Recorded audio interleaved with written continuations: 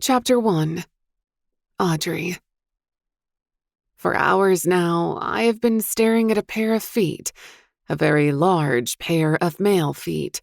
I came to abase myself before my Lord King Paramon, and to start my penance as the oracle told me to do. "My lord, I have come to serve you," I said, as I prostrated myself at his feet. So far, he has not acknowledged me at all. I have not dared raise my eyes beyond those large male feet.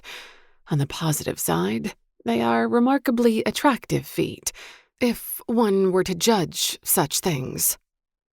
I pause and try to imagine describing the perfect pair of male feet. I Google beautiful male feet.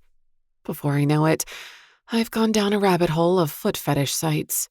This was not what I imagined I would be doing when I started writing fantasy fiction novels, but such is the life of a writer. Well, a part-time writer. By day, I'm a registered nurse. By night, I'm Emily Steele, author. I fell into writing by accident. I'd noticed that a lot of the books I enjoyed were self-published by indie authors, and one day I did a web search on independent publishing. One thing led to another, and within weeks, I'd written my first book. Once I started, I couldn't stop. When I'm in the middle of writing a story, I get so immersed in the plot and the characters that it practically takes over my whole life. So far, I've written and published 2 novels in my spare time. Now, I'm busy working on my 3rd. I've not set the writing world on fire, but I'm building up a following of readers who like the kind of books I write. I'm currently working on a loose retelling of the labors of Hercules in a fantasy setting.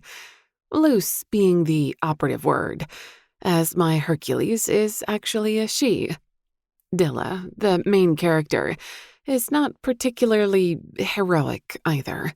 She's quiet and timid, perhaps a bit like me. I'm hoping my readers will appreciate a character who has the courage to overcome their fears and step out of their comfort zone. In my story, Dilla gets her man, King Paramon, as I'm a sucker for romance and happy endings. I freely admit that I live vicariously through the books I read and write. My real life is not half as exciting. I work hard, go home, then read and write in my leisure time. That's about it. To say I don't go out much is an understatement. While I was researching for this book, I discovered Schlock, an online community that gave me access to lots of fantasy fiction fans, reviewing the latest books and discussing specific tropes they like. It was through Schlock that I got the idea to write a foot massage scene. Apparently, it's quite a fetish among some people.